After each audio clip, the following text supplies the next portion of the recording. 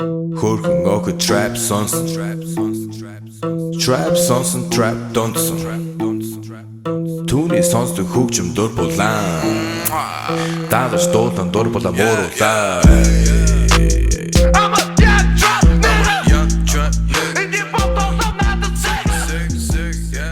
Hey everyone, welcome to a brand new MMA Roasted Podcast. It's me, Adam Hunter. I'm here with Joe, the Kid Perez, a.k.a. Weendawg. What's up, dude? We are waiting for UFC superstar Vince Pichel, as well as now series regular on Ghosted on Fox, Greg Wilson. We have the man who's headlining the next big UFC, Frankie Edgar, calling in. The main event, people. Co-main event. Who's the main Cyborg. All right. All right, Cyborg versus the school teacher is not going to be the main event. It's Frankie Edgar versus T-Mobile or T-City. T-City. Brian Ortega. Yeah, Brian Ortega, who happens to be a badass fighter. It should be a good fight. Listen, people, before you listen to anything else, I want you to know that even if you got a fat lip from a fight, you can still pack a fat lip with Black Buffalo. Black Buffalo is the only tobacco-free alternative dip that delivers the same experience as traditional smokeless products, just without any tobacco leaf or stem. The taste, the texture, the rich dark color, and yeah, the nicotine. So you can keep the ritual, but ditch the tobacco. How great is that? I mean, awesome, that sounds awesome. Black Buffalo makes tobacco-free long cut and pouches in the flavors of wintergreen, mint, and just straight. Listen, Black Buffalo sells 2-packs, 5-packs, and merchandise exclusively on their website with free shipping. Just head to blackbuffalo.com and use the code ROASTED50. That's ROASTED50 for half off your first order. Come on, half off. Dang. How great is that? That's amazing, dude. That is amazing. So I want to thank our sponsor, Black Buffalo. Also, people, we have another great. We have a lot of great sponsors, but also Speedweed, people. Speedweed. Listen, you live in California. Marijuana is legal. No need to leave your apartment, your house, or if you're homeless, just the block you're living on. Okay, get it delivered. Speedweed.com. I hate having to go to the dispensary and have to go there, and you got to show them your ID, and who knows? Sometimes it's in some kind of a weird shopping center, and then you got to find parking, and then you're leaving, and then you run into, I don't know, your ex-girlfriend, and then she's like judges you. Whatever it is, okay? You get it delivered to you. Speedweed.com. You spend over $100, you get 10% off when you use the code ROASTED. So Speedweed, the guy Gino, he's the guy, the man, one of the nicest guys I know. He's from Long Island. I went to his house the other day. There was a dog there. I'm like, you know, a dog last week. He was a dog on the 101, weaving in between cars, and he took it, and now he's best friends with the dog. He's a good guy. Awesome. He's a good guy. So Speedweed.com. Also, listen, people. Do you feel embarrassed buying condoms at the grocery store? Yes, very much so. Right? Yes. You go there, there's always someone judging you. I had a lady that like almost kicked me out of the store. I asked her, I'm like, do you have condoms? She's like, leave. That really happened. Have you been stuck in that moment at 2 o'clock in the morning alone because you forgot to buy rubbers? That's the worst. You finally got a girl that wants to have sex with you, and you know, she doesn't want to get pregnant or doesn't know what you have, or you don't know, what she has, and she's like, okay, you have a condom, and then you're like, no, and then you're like, ugh, and maybe she gives bad blowjobs or whatever it is, okay? Yeah, dude. You want to have sex and you can't. And do you hate going out of your way to buy condoms? You don't have to anymore. Those days are over. Get out of the Stone Age. Listen, how many times would you have sealed the deal if only you had a condom handy? Well, now you could be a dandy. Oh, shit. Yes, people, be a dandy. That's what I'm talking about. Go to beadandy.com/podcast. That's beadandy.com/podcast, and you can get 50% off. You need to never run out. It's less expensive than buying condoms at the store, and shipping is discreet. You don't have to have that awkward moment where you're buying condoms from a 17-year-old kid who's looking at you and you just feel dirty about doing it. Just go to beadandy.com/podcast, and you get a special promotion. You get half off for the starter pack. I know that our listeners get laid all the time. I know we have listeners. You guys are just running game. Okay, you have a very sexual because you listen to MMA Roasted. You get laid. Yes. So this is $3 for your first order, which includes 6 condoms. Then it's only $6 a month. So if you have a condom subscription, you will get laid more. trust me about this one. You don't have to worry about having to go out and buy. Back in my single days, I take a girl I go back to her place, and I'm like, hey, do you have condoms? And then she maybe has one, and then you're like, why does she have condoms? Yes. And how many times is she banging people? And yes. It's a whole thing. Okay, so you don't have to worry about that. Go to beadandy.com/podcast, and you could have lots of condoms shipped to you. Trust me on this one. So, how are you, man? What's going on? You know what, dude? I mean, it's been a good week so far. I've had some interesting things happen. I don't know if you want to get into that at all, but you know, I'm trying to survive. I got this crazy intense sinus infection this week.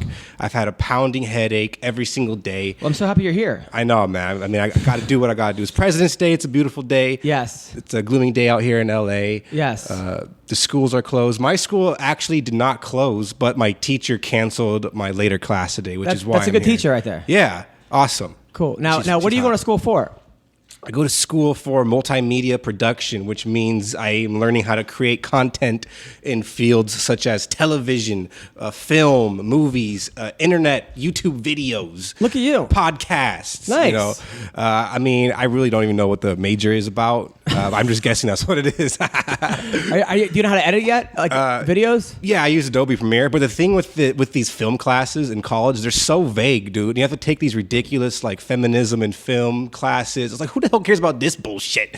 It's like I think feminists do. Oh, yeah, that's true. Yes. But it's always like, analyze this frame of this movie, To Kill a Mockingbird. What does this woman standing here represent in today's modern society? I'm like, what the hell are you talking about? It's some bullshit. That's not bullshit, number one. I remember, though, when I was your age, I probably felt the same way. I was in a women in film class or something, or women in whatever. Yeah. And then there were all these feminists there, and the lady was like, how come lesbians make less money than straight women? And I'm like, right. Because and I raised my hand. I'm like, because they don't have their boyfriends to buy them things.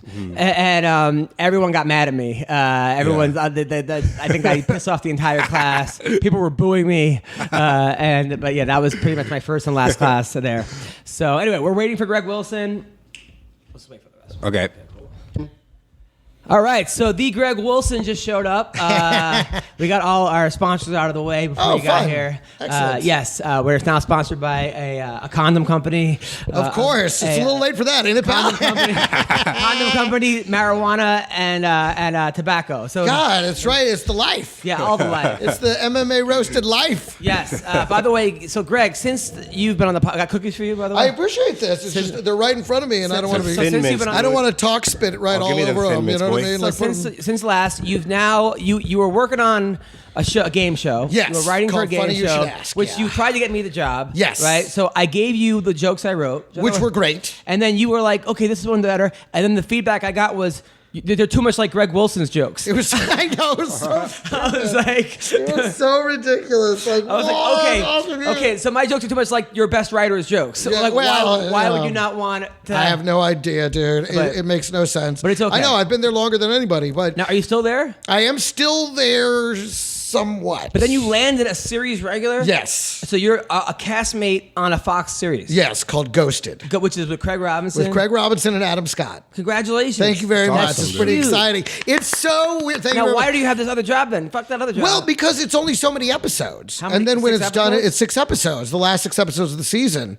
You know, the shows, it decided to add some more characters, and I'm one of them. What's your character? I play this guy named Davey, who's like the office curmudgeon. Like, he's been there too long. Okay. Like, nothing excites him anymore. He's always looking for the easiest way out of every situation. Now, how many auditions do you have to go through this? This is going to make you mad, but I only auditioned once. That's great. Why would that make Isn't you that mad? crazy? Because most guys have to go through a very long, rigorous process. But I guess because it was different because the show was already going. Well, most of the time, people are listening. You go through like the pre-read, and then you get a callback, and then Yep. you go a second callback. Then you go to producers. Right. Then they go chemistry. Yeah, test. you could have chemistry and reads. Then, Yep, and yep. then it's like, so then there's 6 auditions now of Yeah. you sweating it out. Totally. blah, blah, blah. Against other guys. And But- see, and it becomes like an elimination game, like a Survivor, who's going to make it to the next round, But this I've one, been through that process. they must have too. liked you. But yeah, it was one of those things where they just decided, this is where they wanted to go with the story, and they needed a couple extra people to help tell these stories.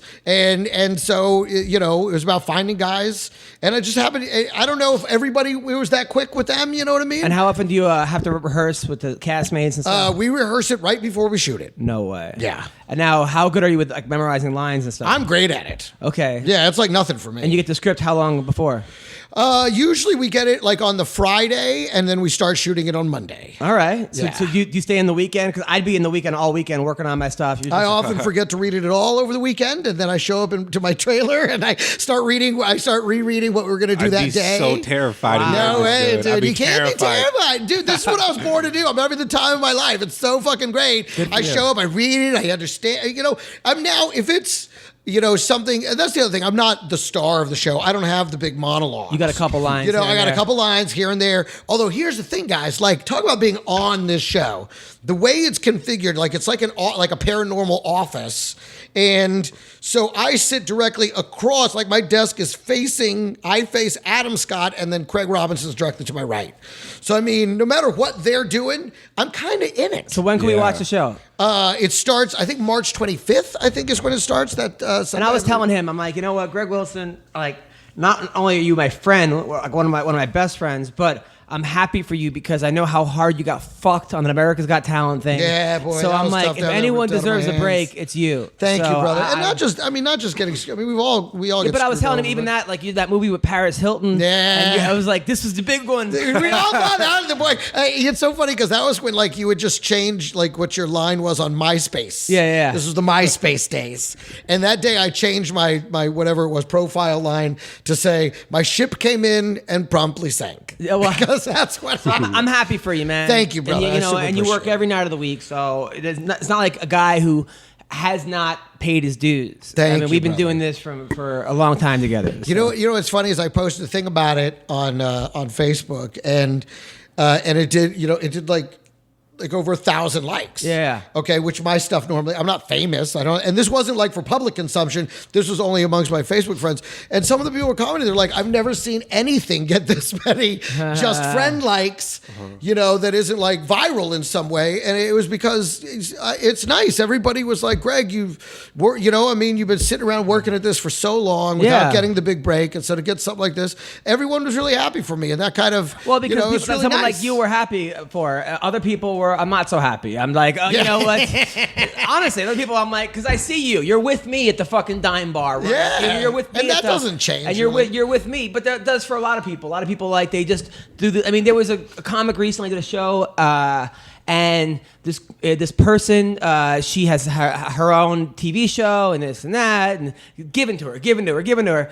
And she went, and I'd never seen her do any of the work. Yeah. And she went up there and did not have the set that people were leaving, mass exodus leaving. Oy. And I'm like, you know what?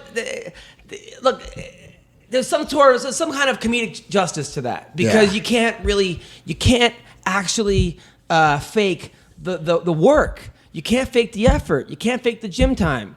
And it's kind of the same thing when you see like the Sage Northcutts and the Paige Van Zants of the world. And it's not like them particularly because both of them work very hard. Sure. But let's just say people that you have the industry that tries to make stars. Sure. And then you have the star that made himself or made herself. Right. Who did the fucking grunt work. Yeah. And most of the time, it doesn't pay off. It pays off. It pays off to an extent. Yes. To an extent. In my career, okay, I think I've had a pretty good career. I make a living at this, but But I've been doing this for 20 fucking years. Yeah. So hopefully, when finally I get that show on Fox or whatever, people will be like, oh fuck, well, I saw him at the laundromat. I saw him at the fucking youth hostel. I saw him at the here. I saw him at the dispensary. I see this guy fucking outside giving out flyers. So it's not like people could say, oh shit, his fucking uncle. They're still gonna say that regardless. But at least the people that actually can't matter are going to be like, you know what, this dude, good for him. Yeah, it's like with Leslie Jones. When Leslie Jones got Saturday Night Live, nobody was upset about that. No. Because she'd been up there crushing stages for decades. And there are a lot of people out there like Leslie Jones right now. Yeah, there are. Exactly. And, and that's the thing. There's a lot of comics, the Greg Rogells of the world, the Russ Meneves, the Kevin Brennans, these guys that just every fucking night crush. Yeah. So when something happens for them, I'm never upset. I'm like good. Yeah, Good. and it's nice. And so this is a big opportunity for me, and I'm very excited, man. I'm having a ball. Good, awesome. good. So, I mean, if it gets picked up for a second series, then it'll really be something amazing. Cool. Right now, it's just a really cool thing. It's great to be on a show. Yeah. I think it'll help lead to other things for sure. And in many ways, it already has, things that I can't even talk about yet. But I mean, I'll tell you off mic. Yeah. But it's already starting to do that sort of thing for me. And to get there and to see those things start happening is incredibly exciting, and it is, a lot of it is just perseverance. And it's like, and I don't think there's anyone that's ever broken through to another level that hasn't sat through the entirety of the last level just like, maybe I'm crazy. Maybe I'm wrong. Maybe I'm never going to get there. Maybe that door is never going to fucking the open universe for is me. trying to tell me something. Totally. Yeah. You're like, am I wrong? Was I wrong to do this? I mean, it seems right. But I you seem know to what? do great. And then, but it's, Well, and then when it finally does open, you're like, oh my God, I'm not crazy. I'm not fucking crazy. Well, the thing is also like, every night when I go up on stage, not every night, but a lot of nights you get these fucking belly laughs and you look out in the crowd and people are crying, laughing. Yeah. And you're like, okay, I'm not crazy. Like, Right, I'm not crazy. I do belong here. I do This is see what I'm people born crying, to do. laughing. So anyway, that leads into it. So last week I was I had a show in Houston at the Joke Joint in Houston, Yes. Valentine's Day weekend. Saw Tanya Evinger. That was great seeing Tanya. I saw Mike Jackson, who I think is fighting CM Punk next. So I'm on stage, and the Friday show, early show, there's a packed house. There was like 10 women, just single, married women, and one of them was pregnant, and they were ready to have a good time. And then there was like a space, and there was these 2 lesbians, right? Yeah, boy. But they were like lipstick lesbians. Not that it could be bad. I'm not saying they that. weren't. But the way you're setting it up, I'm like, this sounds like... They were not the happy. They were not angry. They were not the butch lesbians. They were lipstick lesbians. But they were. Which not saying that butch are angry, but whatever. They were so. And I was making jokes up there. I'm like, oh, it's nice doing comedy for the Lifetime Network and yada yada. Yeah, and yeah. I'm like, oh, you're pregnant. I'm like, are you carrying their baby? Right, you're trying to build it in. Yeah. And then these girls kept talking the entire show, having a conversation, and it was like, and I was like, oh man, because I started with them at the beginning, and then they just to the point where other people were like, please shut up, stop talking. Yeah. And I told them, I broke character for a second. I go, hey, listen, I know you guys want to talk. It's distracting. You're right in the front. It's hard to do your job. Imagine you trying to do your job and 2 lesbians starting a conversation in front of you. It's hard. If you're a doctor, it's not easy to apply medicine. So just please. I tried being nice, and then the one girl goes, well, maybe if you were funnier, we wouldn't talk, right? And then I go, who here thinks I'm funny? And everyone, Of course, whoa! yes. And then they start clapping too. I go, no, you don't get to join the team, the winning team all of a sudden.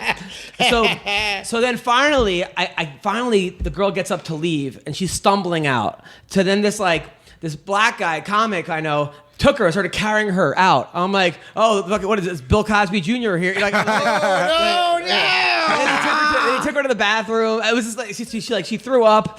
It was man. But then someone's like, it's a very Mexican crowd. Someone's like, go home, Mexican, go home, lesbian. And I'm like, I don't want it to be a hate crime all of a sudden. Because I was like, no, them being a lesbian is probably the best thing to happen here. It's they're just being a jerk. It's not about them being, identity politics here. So it was a whole thing. So but the show was actually good. The shows were actually, so that was just a good show. Then I went, I flew in Saturday morning, and then I did the Laugh Factory. Sold out show. They've been giving me a lot of love lately. That's great. And they have me host every Saturday. It's been great. And just like one of those things of just like, you feel like you're the greatest comic ever. Like boom, boom, boom, boom. And I'm up there with Tom Dresden and all these, bigger comics. And then, but comedy is the most humbling thing. Because then Sunday night, this girl's like, hey, will you do my show at the weed dispensary?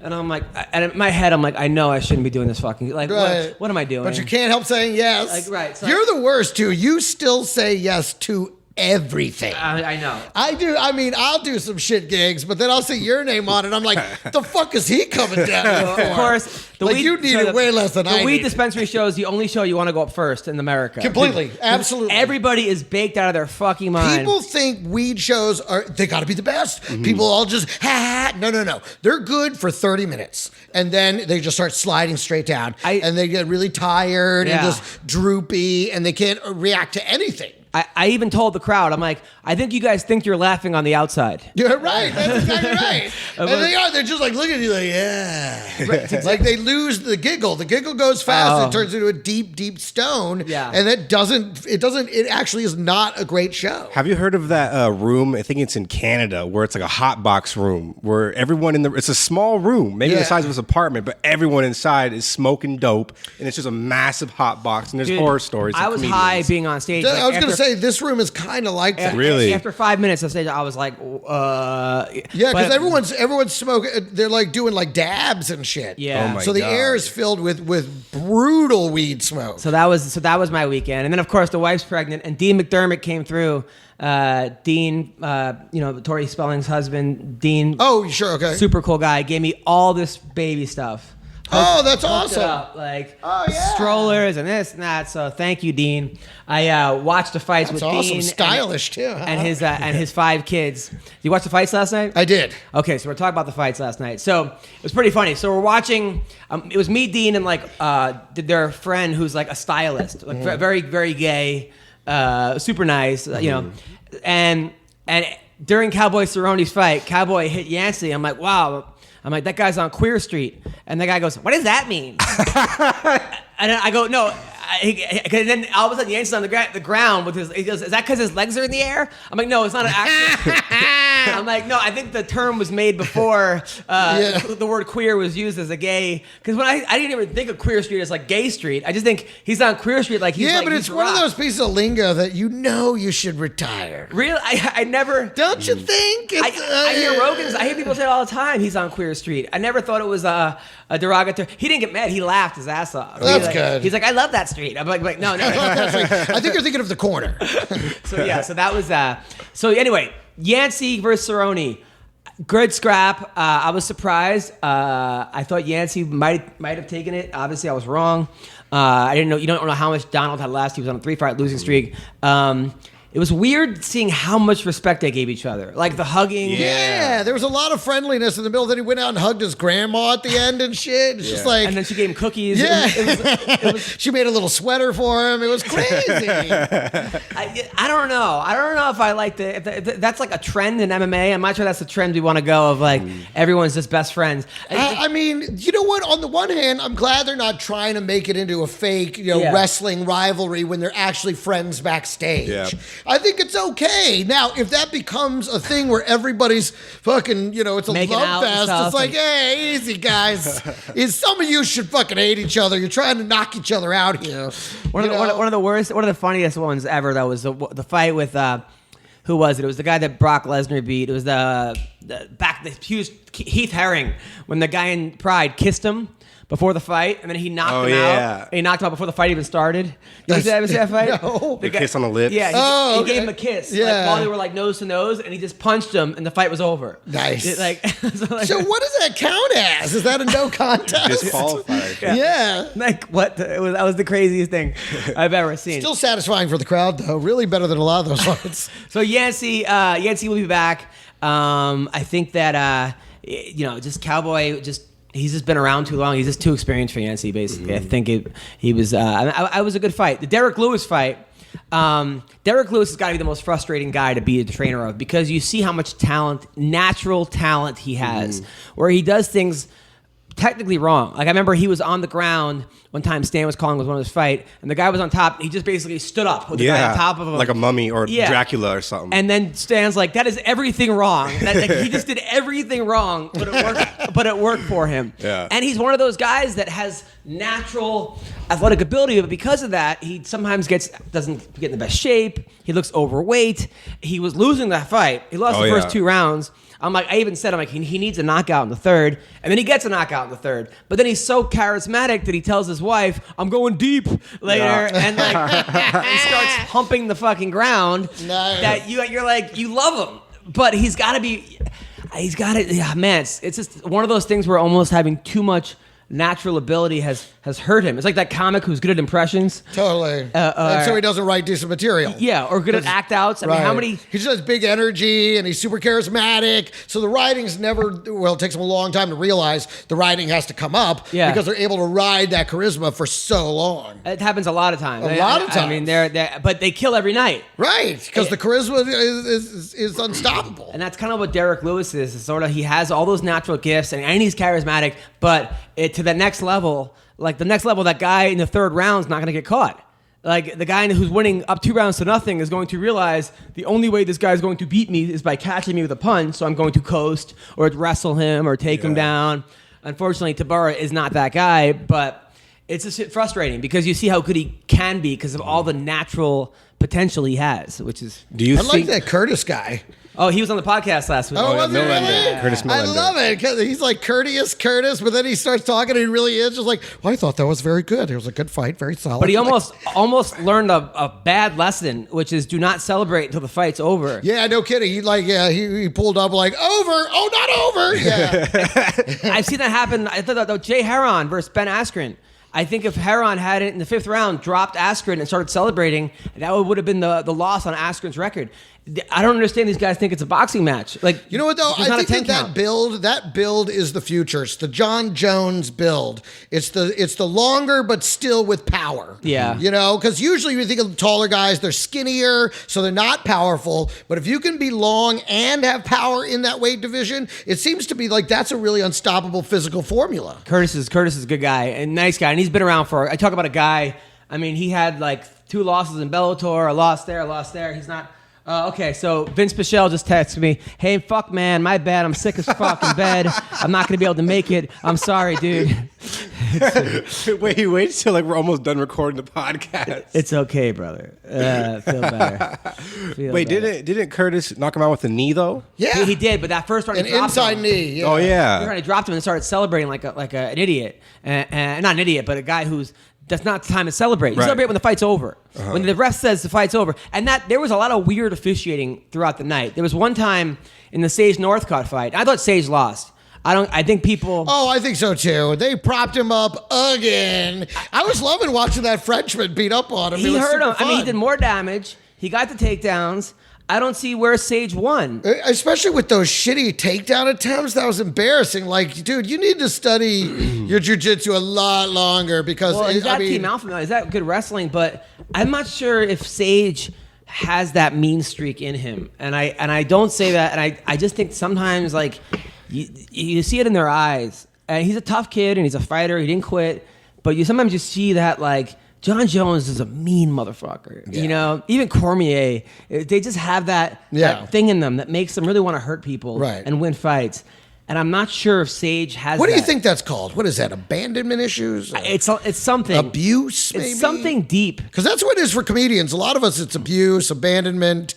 It's something that drives us to be on that stage. I remember Eddie Ifft told me one time, I was opening for Eddie Ifft in San Diego, and he's like, don't. I didn't think he said don't kill too hard. But it was something where it was like it was one of those shows where the feature spot was the headlining spot. Like it was a bar show, right? And there's certain shows out there. They had like 2 or 3 guest sets. I think Adam Devine did like a 2-minute guest set or something.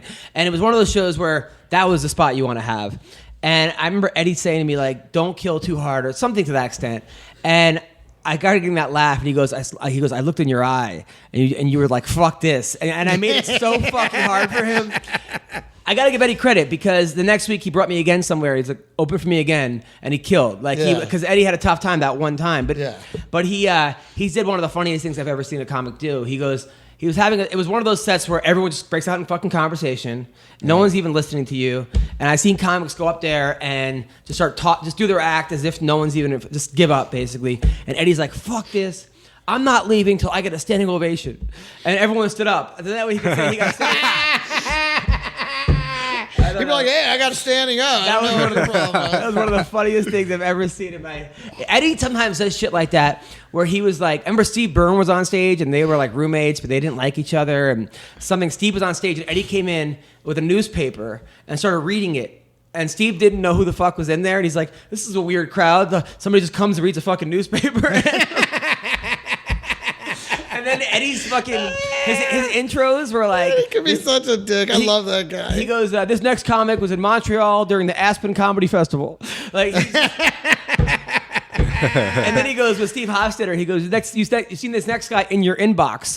Like, he was so fucking funny. Eddie he still is. I love that guy. I'm supposed to work with him in Vegas in March, doing the Dirty at 12:30. Oh, nice. I'm doing that March 2nd, by the way. March 2nd, I'm at South Point Casino the night before the Frankie Edgar fight. So I will be at that fight. We got Edgar on the podcast today, which is great. Awesome.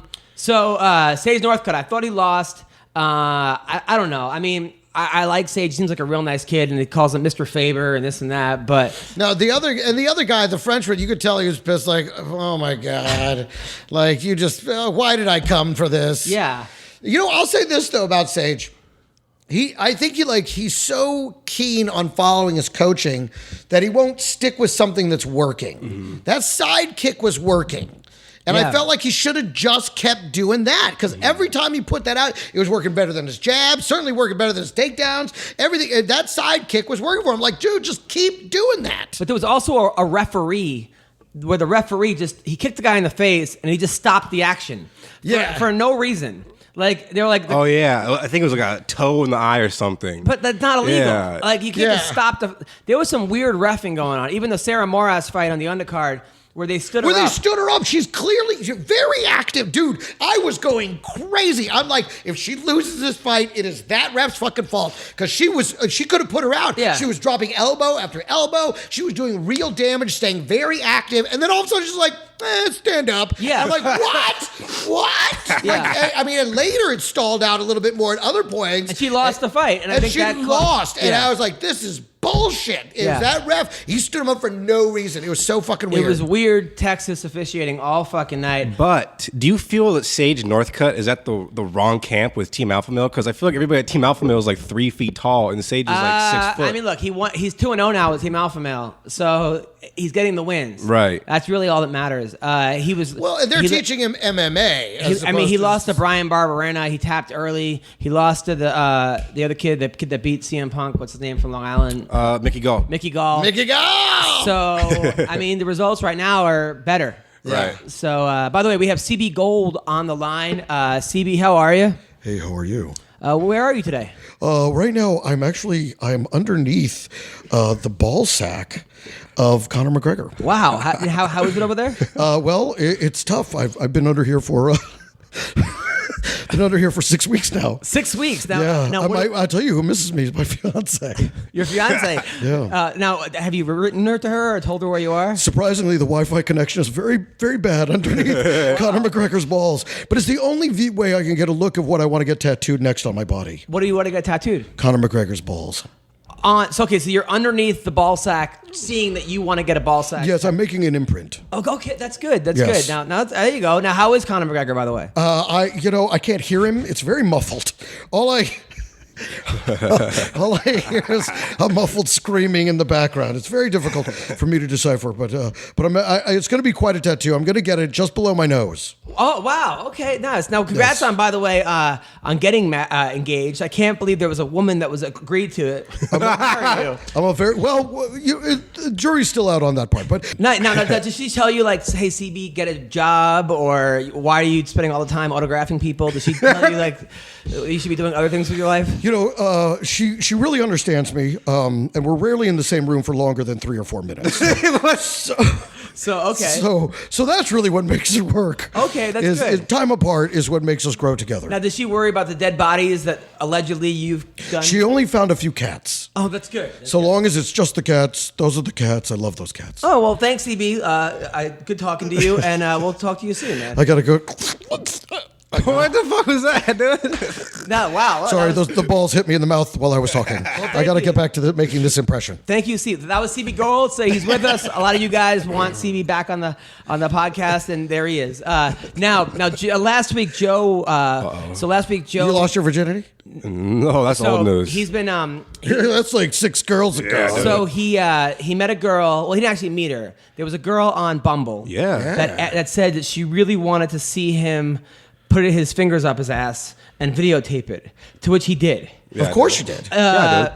She said that gaping was her thing, right? Well, she looked at my asshole and she said, "That's a big old asshole." And she's like, she thought that I finger myself often, but I'm like, I don't do that often. I used to do that going through puberty in the shower. Is just finger my asshole a lot while masturbating because I'm just exploring. I've never done that before. In my life. Everybody. Did you see it online first, or you thought that was cool, or did you just on your own? Well, we're like, you know what, I'm gonna go in there. Well, I only hear stories of like, men have a prostate, and if you massage the prostate, it's the most orgasmic feeling you've ever heard in your life. Right. So you had heard about this. Somebody else planted this idea in your head. Yeah, dude.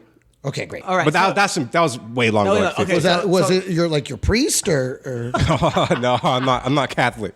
So last week a girl said, "Hey, I really want to see you finger your asshole." And you're like, no problem, been there, done that. So now we think it was a girl. We don't know because he never met her. Oh. Now you said the video is over. Have you heard anything since then?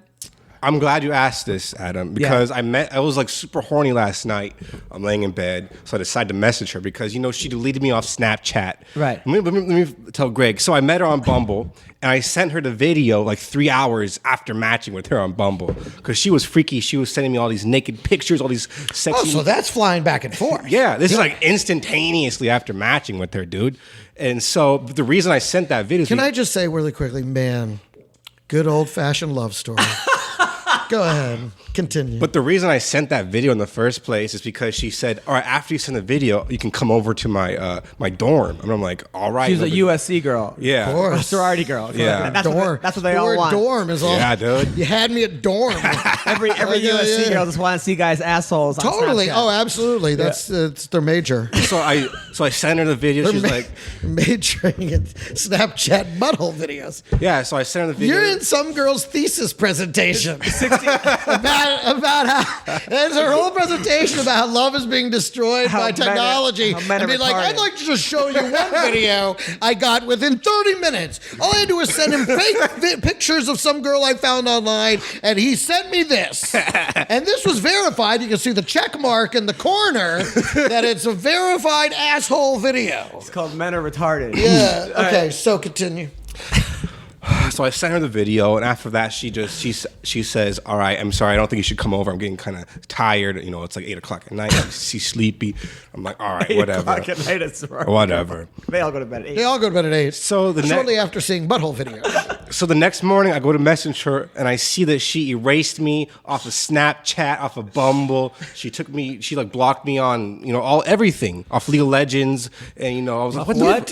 League of Legends. League of Legends? Yeah. Yeah, because I played a game with her on League of Legends. Oh, okay. That's Okay, normal. so And she whooped my ass, That's dude. like a date in there, All right, go on. Yeah. Wait, so you realize at this point you have to ask yourself, what's wrong with my butthole? I did. I was like, what is she? Dude, I mean, you must have. How revolting. Oh, every Is your hot butthole- sorority girl plays League of Legends. Yeah. Oh, you got catfished right in the asshole. Literally. So wait, but yeah, did you look at it? Like, what was going on in there that I didn't know? Take a look. Well, apparently the only reason she did say that she was like a rim job girl. That's like her big thing is rim jobs. Yeah, yeah. So she said, "I want to up She close." has more jobs than CB. All right, go on. She said, Hey, I'm right here, guys. She said she wanted an up close, high definition video of my asshole to see if I had any hemorrhoids or herpes or any barnacles or anything down there. Oh, go on. She just wanted to make sure I was clean. Right, she wanted to make sure you were clean and then deleted you off of everything. Yeah. That's why I'm like pissed off, dude. You got to take a look at the video, see what's going on in there, dude. Yeah. I feel like your asshole looks like the portal in Stranger Things. I mean, it's a man's asshole. It's nothing pretty, dude. It is a man's asshole. It's nothing to be proud of. You're sending it to a man who likes assholes. Nuggets in there. You got hairy balls. You got. Okay, so then what happened? So she cut you off. Yeah. So last night I'm laying in bed. I'm super horny. I'm like, damn. You know, she did send me some sexy, pictures and videos. I might, try to message her back and see why she deleted me. Now, the videos, did they say red tube in the bottom of them? Or, Were they watermarked? Ex-hamster? No. But she didn't show her face in any of the videos. Oh, okay, can't believe so, that. I don't But know. neither did the fake casting agent. But she showed her penis. Go on. So I message her and she replies back, "Who's this?" And I'm like, "What do you mean? It's Weendawg, Right. And she's like, "Oh yeah, that one dude. I mean, that one." She said that one guy I made shove his finger up his ass. Okay. So she knew She you. says that to you. Yes. That one guy that I made shove his finger. As if this happened like 4 years ago. She's Right. acting like it didn't happen. Yeah. But I'm like, what are you talking about? I thought Well, we had that's a what you were thing. offended by? The fact that she didn't remember? Yeah, I'm like, I thought we had a thing going on. Yeah, of course. But now you're just the one guy. Yeah, and then she started telling me different stories that didn't add up with her original story. She said that now she's a UCLA student. I'm like, I thought you transferred. I thought you said USC at first. Maybe her project was so good they got her at UCLA. Yeah, exactly. Got her Yeah. upgraded. Go on. And then she's like, can you buy me riot points in League of Legends, which is like an in-game thing that you pay money for. I'm like, what the fuck? You want me to buy you stuff in the game with my real money? I don't even have money, dude. This guy's expensive. Riot. Yeah. I'm like, what the hell are you talking about? So I just came to the conclusion that she probably, or he probably does this to poor souls on like Bumble. Yeah. She like Right. seduces them and makes them buy her stuff or Yeah. buy him stuff Yeah. for League of Legends and shit. I'm like, It definitely sounds catfishy. It does Yeah. sound catfishy, but it sounds like if this guy, it does sound like if this guy is in more about getting League of Legends points, maybe you're okay because it sounds like he's kind of a loser too. So Yeah. at least it's not going on like RedTube or whatever. Oh, Yeah. it's out there. You think? I'm sure it's Oh, out yeah. there. The asshole video? Oh, yeah, it's out there. It's out there. So I'm okay, sure. so we're not going to do it anymore, though, right? No, we no, learned no. our lesson. Should I we learned my search lesson. right now? I mean, Because all you gotta do is go to like gay, right? Go to the gay section of like you'll probably YouPorn find or it in something, gay. and just You'll probably find it yeah. there. But I made sure I didn't show my face. I mean, I might have shown my face a little bit, but it's no big deal. You probably can't really tell. But I made sure that I probably show Do my you show face. your tattoo? It's just a little bit. But your finger- he only made these credits. That's like the MGM lion, only with his face on it. Like This is your first TV credit. this is a Weendawg production. And then 8 minutes of asshole. now- How long is the asshole Did clip? you use your right hand 3 or minutes. left hand when you 3 fingered your minutes. asshole? By the way? Did you spread it open?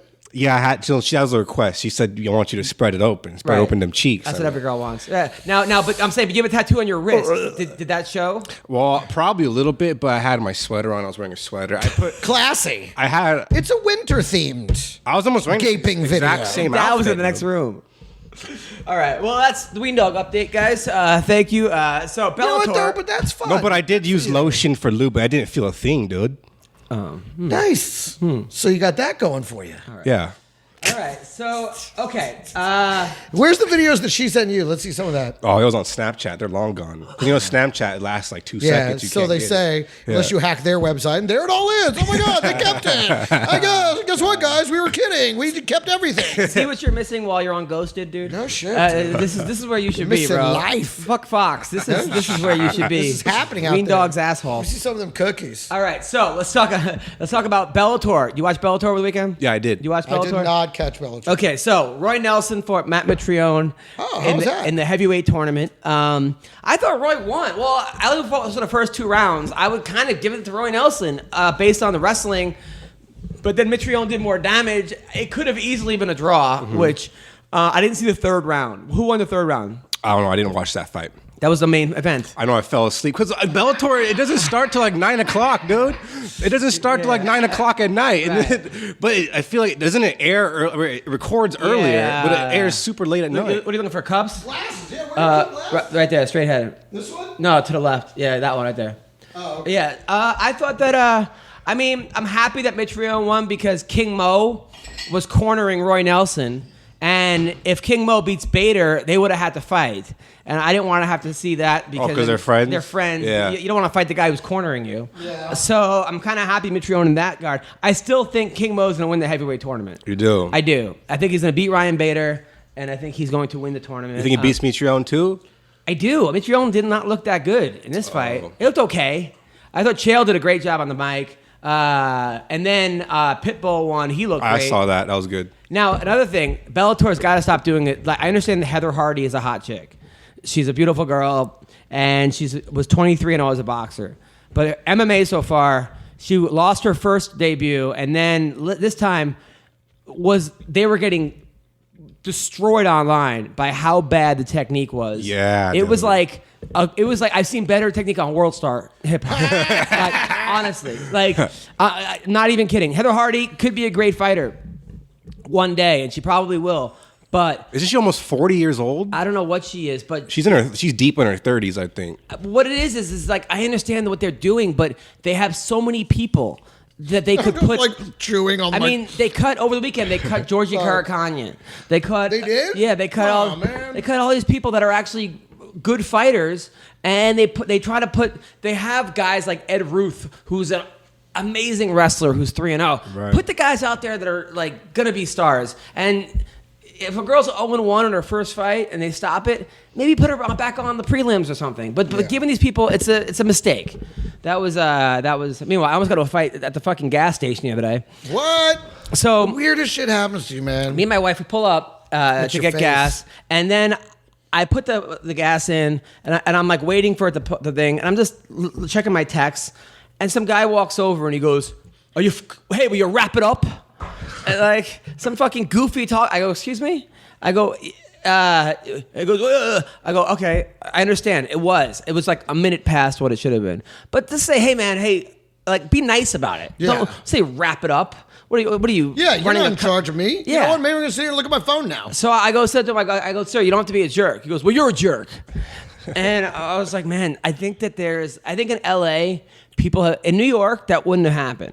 Because I think people have been punched in the face before in New York. I think there's more fights. There's more of a threat. But we were in Palisades, and like it was like we were getting our like wedding, our like birth announcement thing. It's like people don't have the fear of getting the shit beaten out of them in California that they have in other places. Because I think people just get wound. You know, little things piss people off, especially in traffic. Everybody's rude. It just kind of builds throughout the day and ends up popping out, at the first opportunity. You were the first person he was going to address. And it just shot out his mouth. I'm sure whatever he was mad about had nothing to do with you. But dude, I was like, man, and then what am I gonna do? Beat this guy up now at the fucking gas station? I'm gonna go over there. It's not worth it. Yeah, what am I gonna? I mean, I guarantee he would sue me in Palisades. Yeah. And then what? Then I got a lawsuit on me, and I got to. It's not worth it. At the end of the But day. there's a way to be nice to someone, or just be like, hey man, I'm kind of in a rush. Any way you could hurry this? Hey, will you wrap it up? Like, fuck you. Yeah, fuck you. Yeah, you're not my dad. Go fuck yourself. Douche. Yeah, I know. I ran into this old guy who was losing his mind because I was having a loud conversation outside of a Starbucks. I know I'm loud. This is not a revelation. Right. Anyone that knows me, I mean, I've been told to be quiet my whole life. I don't take it personally. We go, I'm like, I'm sorry, I was being loud. This is why I went outside of the Starbucks to have a phone call. Yeah. Because I knew I was going to be loud. I'm outside, I'm sitting by myself, and I guess he sat at the table next to me and then started taking umbrage with my conversation. He's like, hey, can you keep it down? I'm like, what the fuck are you? I'm outside. I left to have this conversation. You sat down there next to me, motherfucker. And then he's like, oh, what? He kept saying, why don't you go eat some more chips? What? I was like, what the fuck are you talking about? Eric Estrada? I'm having Like- coffee. What are you Yeah. he was so, oh man. And he had here's the thing though. He had this finger in a splint. Yeah. So, you could have just grabbed his finger. And it would have, you know what I mean? It would have been very painful for him. I just think people. And I'm like, and he's old. I'm like, what are you doing? Why are you doing this? Why are you provoking me? Yeah. You know what I mean? There's so many negative things for you here. Yeah. But I knew in my heart, I knew in his heart, he was mad about something else that drove him out of the house to the Starbucks. And now he was just going to unload on whoever was in front of him. I got mad at this comic. Running a comedy club twice a week is brutal. Yes. And this one comic I didn't book. He's loud, obnoxious. I can't even put him on the flyer because he had some alleged thing happened to him, and then women hate him, and so you know who I'm talking about, Yes. right? And of course, I leave to do another show in Orange County, great show, and my host puts him on, like calls him, and I tell the host, hey, I'm getting back at 10 o'clock, just hold the show till 10. Oh, no problem. So I get there and he's there. I didn't book him. I'm like, fuck. Like, so I tell him, hey man, Eric didn't know that he was booking you. Just do like 7 minutes. Oh, Eric told me, he told me I could do 10. I wouldn't have come down unless I could do 10. I'm like, all right, just do 10. Like, at first I didn't want him on at all. Like, he wasn't even booked. I go, Eric, why did you book him? Out of all the fucking people, you didn't book anybody. Why didn't you text me? I'm the one running the fucking show. I make the lineup. So then he goes on, and he goes off on feminists. Hey, if you're a feminist, fuck you. And like, now he's this anti-feminist guy, which some of the jokes he was making were kind of funny, but there was like 6 people there, and he's loud. And then a girl in the crowd goes, no, fuck you, because she's a feminist. Of course. And then he That's goes, what's coming. And then they start going at it. So I light him early. Because I'm Sure. like, so then he goes, oh, I got the light already? Right? So then he gets off stage and then tells the woman, hey, you want to go outside? Like What? To like, what are you gonna do? Fight her? Like, and now I'm on stage and he's arguing with the girl in the crowd. In my, and I didn't even book this fucking guy. But again, he's also mad at something else. At women in general, or the Yeah, girl who because- accused him of rape, Right. and it was a whole fucking thing, and it was like. So I got to deal. So now I'm in a bad mood driving home. Like I was in a great mood. Now And again, I think this all goes back around to what I've said before. I feel like we're tearing each other apart because we can't tear down the one guy that we want to get to. Trump. Absolutely. This has nothing to do with Trump. It does. It's a trickle down effect. It drives. He's a- people first of all, nuts. that guy's it's a big- frustrating. first of all, thing. first of all, For he's that a- thing to be going on every day in your face and not be able to get to it. I think it drives people. First of all, he's a big Trump supporter, though. well. That I'm not saying that's a great thing. Yeah. I'm saying that's what helps create this energy. There is a weird energy going on right now. Yes, that's what I'm talking about. And it's everywhere. It's quite palpable. And it's particularly, I think, in these liberal states because it's so egregious every day, you know? And, you know, to people that love him, they're having a ball. But to people that don't, and this is California, you know, every day it's just more and more egregious. And Yeah, but so that it guy was creates a lot of- it creates that energy. but this dude was sexually harassing women during Obama's years. So I'm not sure. I'm not defending him. I'm saying that this kind of confrontational energy that we're talking about in general, not with you at the gas station, with me at the Starbucks, with him at the, you know what I mean? Yeah. I'm talking about all of it collectively is a condition that's happening right now just because we're so aggravated at a situation that isn't changing fast enough. You know what I hate is when I make a joke about someone on Twitter, like even with Say's Northcutt. I wrote a joke. I'm like, man, that was the best gift he got, you know, since Pokemon Go or something, right? And then people tag Say's Northcutt. So then I gotta delete the joke because now he has like. So then I block the person who tags him. Look, don't tag the person I'm roasting. Exactly. 90% of them are following. 90% of people are following me anyway. If they're not following me, they don't have to follow me. That's what I'm saying. We've turned into a nation of snitches and bitches. Everybody's offended by everything, and everybody's willing to rat everybody out. Yeah, what is this telling on people shit? It's all it is. Everybody, because no one thinks it's going to happen to them until it does. I don't understand this telling on people thing. This like, hey, you know. My wife, by the way, just came in. This whole like, okay, I make a joke about somebody, you tag that person. Now they see the joke and they're like, well, you wouldn't say it to their face. Yeah, I wouldn't say to their face. Most comics that make jokes about celebrities or athletes would not go around saying it to their face unless they want to hear it. Okay, but most people are not. Most people want to hear jokes. And most people, and the joke about Sage Northcutt being a fan of Pokemon Go is not a fucking offensive joke. I'm sorry. Like, is that really gonna, like, there's a difference in the jokes that I don't make fun of people when they lose, if they get knocked out, because that's the only time people have gotten upset with me as a comic doing MMA Roasted when they lose or get knocked out. In the very beginning, I was like, fuck, I'll make jokes for everybody. And they were like, I was going to kill you. Danny Castillo was like, I was going to knock you the fuck out if I saw you. And then me and Danny are now really good friends. So someone loses, I don't fuck with them. Right. So somebody gets knocked out, I don't fuck with them. But if I make fun of someone Pokemon Go, or I make someone... Yeah, that's an innocuous joke. Or I make a Roy Nelson, like, I go, Roy Nelson's going to the cage, walking to the cage. This is the most cardio he's done all year, right? Someone's like, you wouldn't say that to his... Roy Nelson has a fucking meme of him rubbing his belly after fights. He walks out to "I'm Fat" by Weird Al Yankovic. Okay, I don't really think he's the one to get upset about this shit. He doesn't. I see him all the time. He's like, what's up, man? When's your next comedy show? He's okay with it. But now you feel the need to fucking defend him and tag him and what, get me beat up? I guarantee you Roy Nelson would fucking beat the living fuck out of me. You know, that's not the question here. I want to make people laugh, but we're running out of victims now. As a comic, it's become all negative spotlight out there. As a comic, there has to be a victim to every joke. There has to be. And as a comedian now, we're running out of victims. Yeah, you can't make fun of anything. You can't make fun of women. You can't make fun of black people. You can't make fun of gay people. Well, you can't make fun of fat people. I don't actually put any jokes on Twitter or anything anymore. I really just kind of put show updates. And I know. And but then people are like, you don't put anything on your Twitter. It's like, yeah, no, I don't. No, but you know what happens though is that people booking comedy clubs go, how's this Twitter following? Right. How many followers do you have? And then they don't book you because you don't have 50,000 people like King Botch or whatever, or 50 million people, right? And who have these big followings. But guess what? Greg Wilson comes to your show. He's gonna wipe him off the fucking planet. This guy's gonna do 3 minutes and then bring up the next comic. You know, but it sucks because we have to figure out a way either as like me. I'm just like I've gotten to the point where now I'm just like fuck it. Like I don't care. Like I'm just gonna keep doing the jokes. I have to. Otherwise, what's the point of being a comic if I can't make fun of people? Or if I have to ask permission? Like, because that's what I go, anybody want to be roasted? Because I fucking bought into that guy's bullshit. And then one guy was like, yeah, roast me. From Australia. He was like, roast me. So I looked him up and he lost to a guy whose last name was Dong. and then the joke I made was like, man, I thought he was gonna win because usually he can handle the dong, right?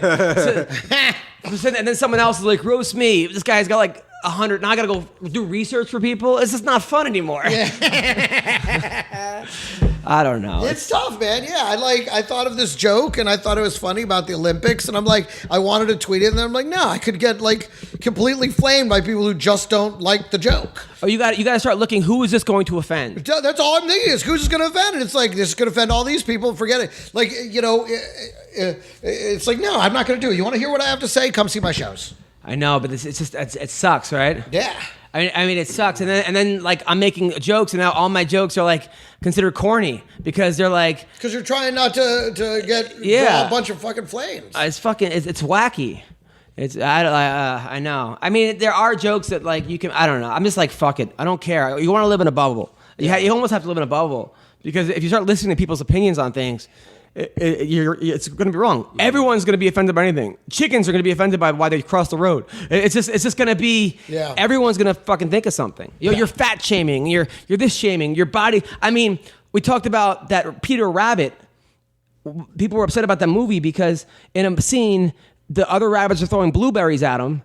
And they were saying that was allergy shaming because he's allergic to blueberries. Right. And I thought it was a joke. No, it was real. People were on the news. I did a routine about bicyclists where I and in it I go, don't you wish, and now nobody do this, you can never do this, all right, nobody try it. I say it very explicitly so that to make sure everyone realizes I'm just joking. And I go, but don't you wish, just a little bit, don't you wish? You know, because I talk about how bikes like act like they're cars. Yeah. You know, and so I'm like, don't you wish you could just bump them just a little bit, not enough to make them fall down, just to make them pedal real fast. Yeah. Like hey, it's like that's right. I got it.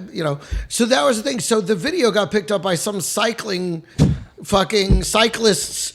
Feed Twitter, and they were like, "This motherfucker, this what's wrong. People think gotta watch out for us." Blah blah blah. And then granted, it like tripled the views on the thing. And there's like one person commenting goes, "Well, you guys are all yelling about this guy. You're actually blowing his stuff up. Do you realize that?" And I'm just like, I mean, I couldn't be more explicit about this is a joke.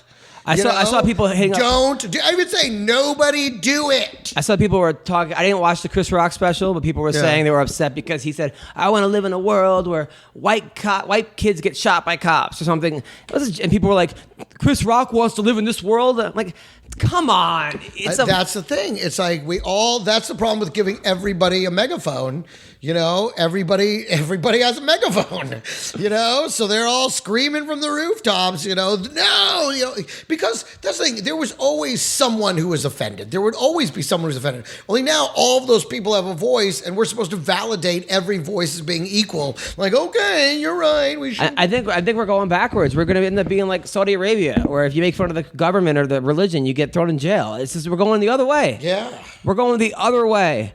Where we should be going. Again, I think all of this would dissipate if we got rid of the major irritant in America. But who's going to replace them? Well, again, that is a problem. But I'll tell you what, at least whoever replaced him, and it will be Mike Pence, we all know this, at least he's not going to be up Twittering all night and inflaming every fucking situation with stupid jackass remarks coming out of his ass.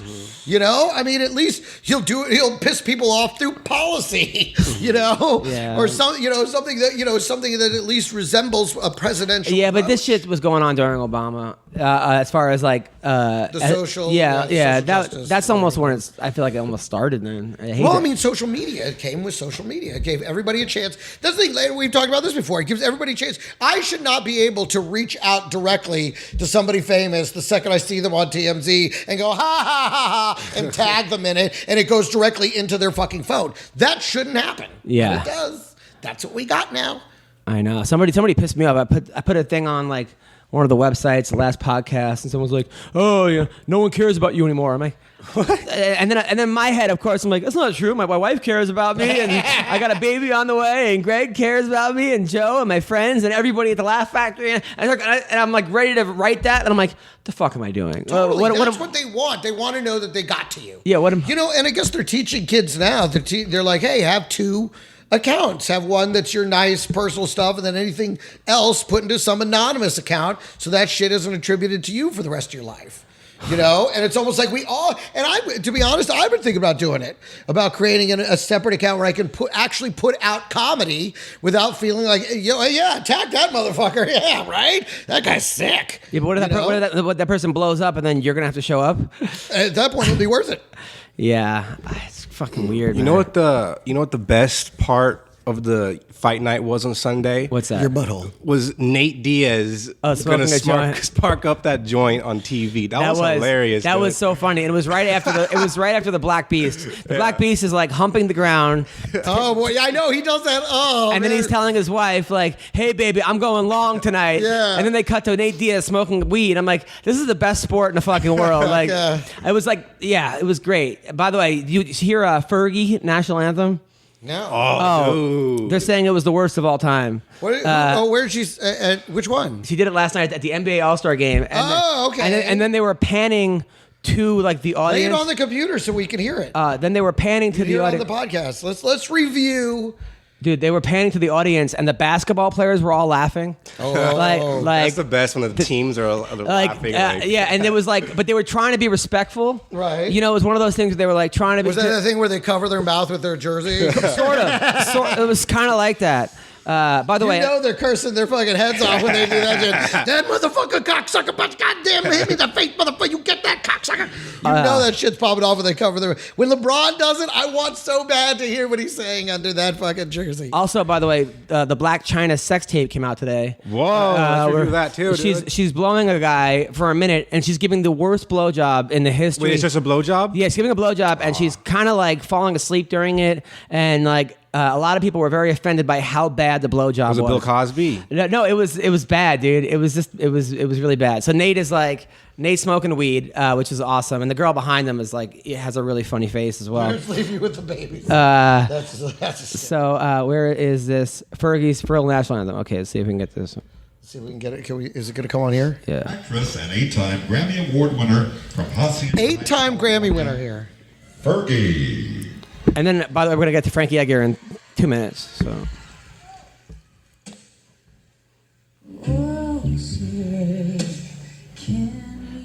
Just sing like a regular. Like, why do we have to? She's an artist. This isn't bad, right? Okay. All right. This isn't bad. What's so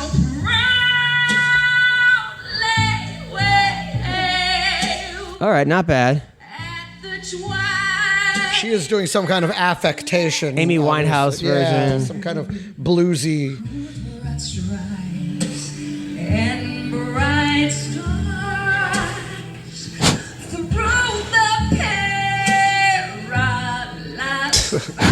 now you're losing me a little now bit. it's It's a little, little character. It's starting to come apart.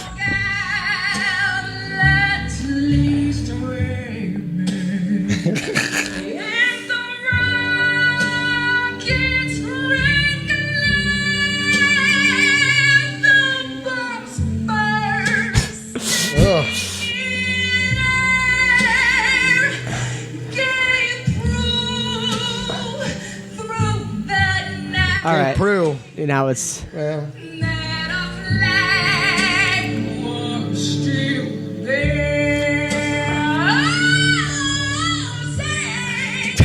Yeah. yeah, It's a tough turn. yeah. She lost it in the corner.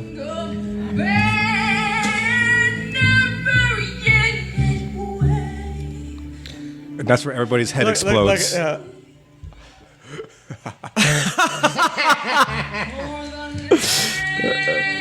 I don't know. This is Jimmy Kimmel is like every.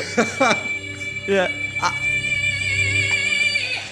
That's not bad, that part, but it's just sing the fucking Ashland. Well, what I is mean, that's this? the thing, is she's clearly doing an impression of a black woman. Because you can tell she's not a bad singer. But like, I mean, Yeah, but you've heard her sing a million times. You've never heard her sing like this ever. just stick to my humps. No, and, she's like- right. No, not to, she doesn't have to stick to my hums, but I mean, she's clearly imitating a chanteuse, a jazz torch singer, Yeah. you know, who she is not, and no one knows her as that. By the way- so it's clear she's doing an act. That isn't how she sings. Yeah. And so it kind of there's no authenticity there. By the way, You Dr. know? Laura pissed off everybody over that. I don't. Is she even a doctor? And now it's just Laura Ingram. Yeah, I It think used she had to stop saying she was a doctor. She wasn't really a doctor. Yeah. So she said she went off on LeBron James, who just basically did a podcast where he just said he's not surprised now at the point where Trump has said so much things where nothing's surprising. That's all he basically said.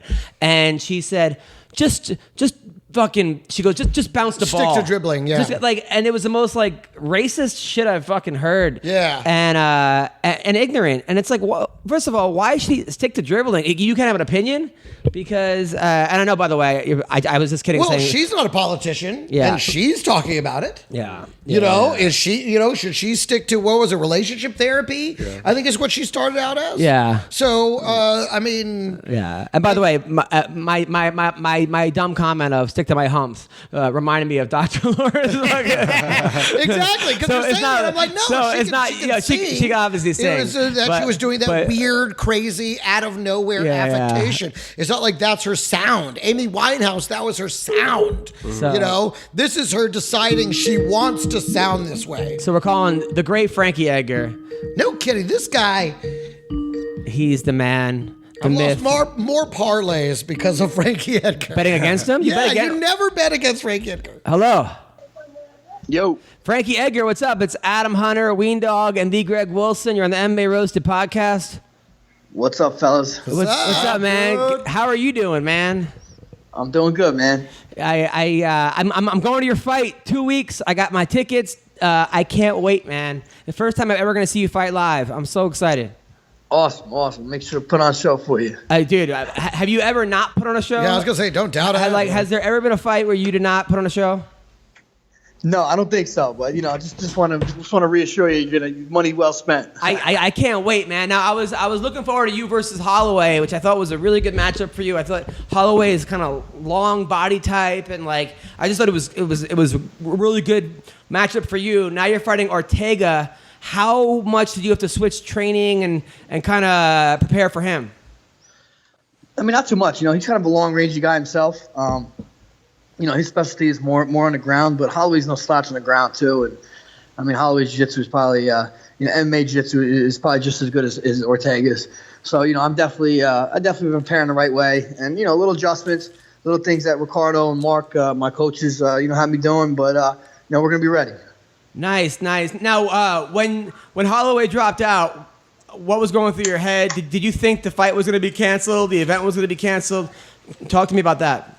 Yeah, I mean, I was upset. Obviously we were supposed to get down in December. I got hurt, and then he gets hurt. So I was bummed for quite a bit, but I didn't know if the fight was going to be canceled. They were talking about the whole event getting canceled and whatnot. I just wanted to make sure I got someone to get to get in there with. I haven't been in there since May, and I'm itching to get in there and showcase some things I'm working on. Now I know that Cody No Love kind of said, "Hey, put me in there." Was that a real consideration? Was that close to happening? I don't think so. I mean, I don't know, man. I think he just threw his name in the ring. I didn't care. I didn't care who it was. I told my manager, listen, I just make sure I'm still fighting. I want to get in there. I want to make some money, and I want to fight. It's been too long. But I think Ortega made the most sense. Number 3, I'm number 2. So let's figure this out. Have you been watching a lot of Ortega's tape and like figuring out what he does right, what he does wrong? Yeah, a little bit. I'm not much of a tape guy, too much. My coaches, I'll let my coaches do that, and then they tell me, in practice what we want to work on, what we want to, try to utilize, what we want to stay away from. But I definitely sit down and watch a little bit. They kind of force me to. I'm not the biggest tape guy. Right. No, I mean it's gonna be a great fight. Ortega obviously is undefeated, young, hungry, but you've been there. I mean, this guy, there's nothing you haven't seen in there. So are you as motivated as you've ever been? Yeah, absolutely. I mean, I'm always motivated. No matter what's on the line or whatnot, I just want to win fights, and I want to make sure I go in there and do my job. My job is to go in there and get my hand raised. So, I feel like I'm always in the gym. I'm always trying to improve from fight to fight. I'm trying to be a different fighter than I was the last time, and that's what I try to do. I got to ask you. I mean, there've been so many fights where you've just been like rocked, hurt, where you're like, oh shit. And then there's something in you that just keeps going. Let's take the Jeremy Stevens fight for a second. Stevens had you kind of, they say, on Queer Street. Now, what's going through your head when you get rocked like that? Man, when I got rocked to Stevens, I was like, damn, it was a hard punch. And then in between the rounds, I seen it was a kick. So I'm just thinking like, all right, let me get my bearings about me and get back to it. I wasn't rocked too bad. He definitely, rung my bell. But I've been rocked worse in some fights. Luckily, he didn't catch me completely with the kick. Kind of caught me with his foot. Now, like the Gray Maynard fight, like that fight, because what is it about you that just doesn't quit? Is there anything in your head going stop, or you're like, fuck it, this guy's gonna have to kill me? Yeah, I mean, I don't even know, man. I don't like intentionally say, all right, I want to go in there, and no matter what happens, I'm gonna keep going. I just think it's the pride that I got in me and my competitiveness. I still want to win, and if I still have a little bit in me, I'm still gonna try to win and do what I gotta do to make sure I don't get put away. No, those fights, those were amazing. By the way, you have a son and a daughter, right? I have 2 sons and a daughter. Now, is your daughter the oldest? No, my daughter's the youngest. All right. She's 3, and I got a 9-year-old and a 7-year-old. I found out a couple weeks ago I have a daughter on the way. Any parenting tips? Oh man, it's a fun ride, and you just don't know what to expect, man. These kids kind of throw you for a loop every day. There's something new you're going to learn every day. So you got to kind of learn on the job. That's what it is, because I think every day's different. Now, initially, I kind of wanted a boy. I'm not going to lie. My wife wanted a girl, so hopefully it'll be a lesbian. Now, how do do you have your daughter do wrestling and jiu-jitsu? Because my wife's she's like your wife. She's like a very girly girl, and she's all about dresses and wants her doing, dancing and gymnastics. What are you doing to make sure that your daughter's tough? Yeah, I'm definitely not. She's staying away from wrestling mats. I don't want her to do any boys on the wrestling mats. But when she's old enough, I think pretty much in the next year or 2, we're gonna get her in jiu-jitsu for sure. Okay. Are you? Do you hold pads with her? Not yet. She's still a little young. She's 3, you know what I mean. But my boys, I do, and she's a toughie though. She likes to. She's got to survive in this household with my 2 boys, so she's kind of getting training on the job, just being the younger sister. Imagine imagine being like this, in like 20 years, being this girl's boyfriend, and you got to come home to Frankie Edgar and the 2 older brothers. She's and like his wife's tough too. His wife's like a hot Jersey girl, but can scrap. Yeah. It's just yeah. It's gonna. Yeah, we don't play. We ain't playing. Yeah. We ain't no boyfriends for a while, so we ain't got to worry about that. Absolutely. Now let's talk about some of the fights coming up. So Ferguson Khabib, who do you like in this fight? I'm pretty friendly with Khabib. We obviously have the same manager, and he's just phenomenal fighter, man. I don't think there's many people like Khabib out there. He's just so good at just dominating dudes on top. It's interesting though, because Ferguson's no slouch himself. Very unorthodox striking. Got crazy gas tank. Very versed in submissions. His wrestling's not bad, but I'm going to lean towards Khabib on that one. Have you trained with Khabib? Like roll with him and stuff?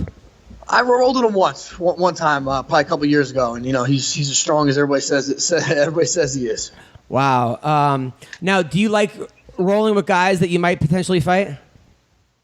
I mean, if it happens, it happens. Khabib's a different weight class than me, but I definitely bring throughout the years I brought in a lot of guys that I could have possibly potentially fight. So, you got to make sure you got the right people to pair for, and sometimes those are guys you could fight down the road. Could you make 35 if you wanted to? I think I could. I just don't know. I don't think it's necessary right now. I'm not about being the best weight cutter in the world and being the best dieter in the world. I want to be the best fighter in the world. And that's great. That's why I left fighting at 55 and 45. I kind of made the transition just because I thought it was right for me. But I still don't cut much weight for 45. Yeah, but you don't think that you could get the belt at 35, 45, and 55 and be the first 3-division champion? Well, I'm trying to get 45 down pat first. Once we get the 45 pound, I guess we'll revisit the comment. Because that would be amazing. I think you could do it. I honestly I know you can do it. I mean, how do you think you would do against Khabib or Ferguson? Listen, I think I compete with anybody. I believe in my skills. I'm down with anything, but I'm worried about 45 right now before I think about any other weight class. So we're going to say Frankie Edgar called out Khabib and Ferguson. Now says he could take anyone. Yeah, anyone. And Conor. And yeah, by the way, is Conor coming back? What do you think they should do with Conor? Oh man, I don't know. I mean, if he don't come back, I wouldn't be surprised. But if he does come back, I wouldn't be surprised either. I do think he's a competitor. I know he loves the attention, loves the limelight. And I'm sure he'll get bored of not being mentioned too long, and try to get himself in the news again. And the best way to do that is by fighting. But what do you think about the way that because I'm obviously a big MMA fan, big UFC fan, but there's a part of me that loves okay, Frankie Edgar, like you said, you're fighting the number 3 guy because you were the number 2 guy, and then for the 1 guy, or Ferguson and Tony, and I like that. That's all makes sense to me. But then they start putting in Bisping's out for 5 years, comes back and fights for the title at 85 and wins, but then he retires. And now they're going to have, CM Punk come in. And now they're saying, well, if Nick Diaz comes back, maybe he'll fight for the title. Don't you think that kind of ruins the credibility of the sport? I think it does a little bit. It takes away from the legitimacy of belts and whatnot. But, it is entertainment business, and people want to see certain fights. People want money fights. I know champions want money fights, and sometimes it's maybe not the best guy. It's the most popular guy that's going to get them that money fight. And it is a business, But I'm kind of old school, and I think the rankings, would probably be the best way to go. But I get it on both sides. I get it from the fighters that want to make the money. I get it from the promoters that want to make the money. So you got to look at it from both sides. But then you see guys like Colby Covington, who I'm a big Colby Covington fan. He's a friend of mine. But then he goes out there and says Brazilians are all filthy animals and all this shit. and then because he's doing that obviously to get people to pay attention to him.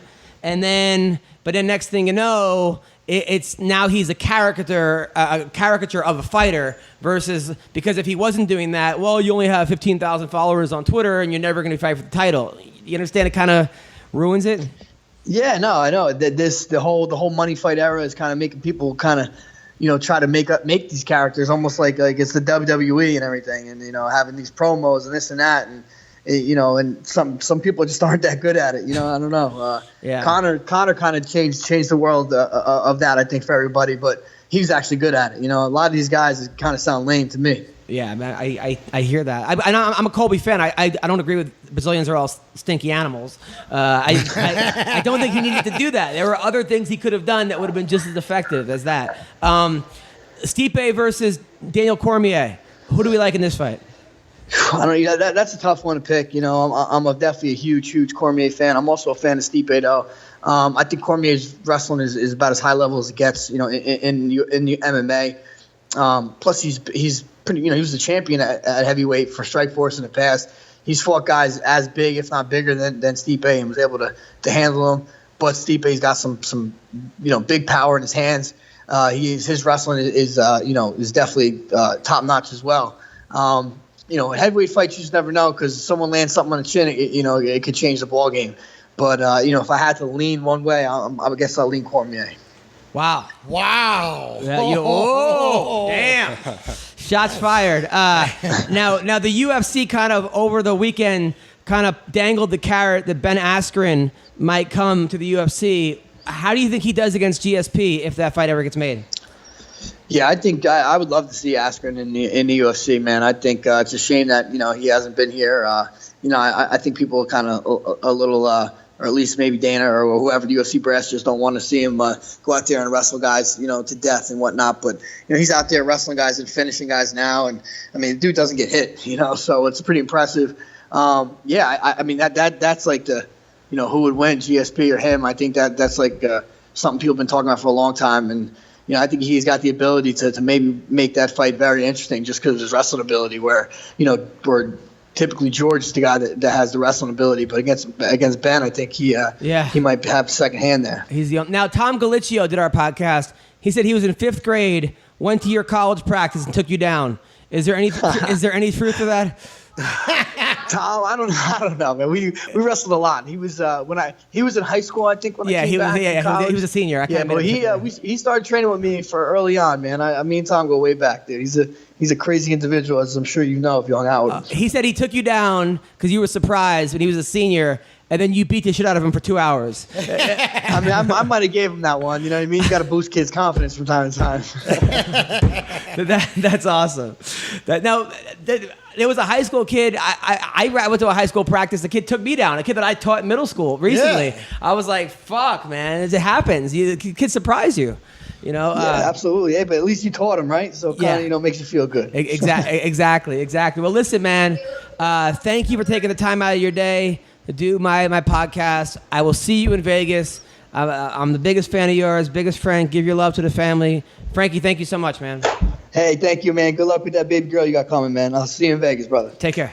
All right, that was Frankie Edgar. There's a guy who, no matter how, Dude, that one thing I've learned is never bet against Frankie Edgar. And what a nice guy. I mean, these people like to tell me, I don't want to do your podcast, I'm busy. Oh, really? Fucking Frankie Edgar is headlining Vegas, and he has the time, the 13 minutes to fucking give to me on the phone. Yeah, he's a great guy. He's the best. And this is a great podcast, man. You've been at it forever. You got a great name in this community. They're just haters. We're a nation of haters. That's all we are now. I know. Just anybody that does anything, we want to tear them down. And it's always like, even like Dane Cook. I'll be like, I'm on the show with Dane Cook.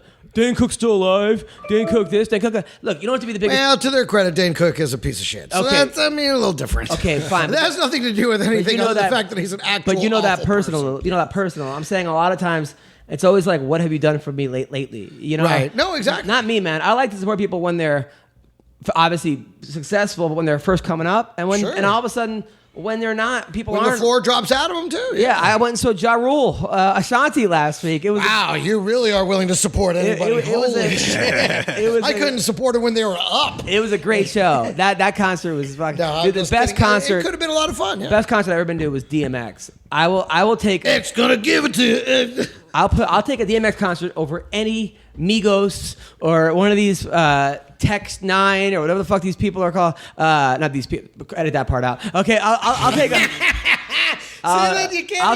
I'll take a DMX concert over. Now I'm not saying these people. All right, you know what I mean. You just mean silly rappers with silly names. Were you there the night that I was trying to hook up a white guy at one table with a black girl at another table? At the Haha. Yes. Yeah, I was there that night. Yeah. And they got now he was with a girl that was also black, but obviously of mixed descent because she was very light. Like you almost couldn't even tell she was black. Mm-hmm. Well, she starts getting mad at me for trying to hook up this guy with that girl. Did you say the N-word in a joke earlier? No. That was a different time? That was a different time. Oh, okay. This time I just said, no. She goes, I think she said, well, what about me? And I said, no. I'm trying to hook him up with a real black girl.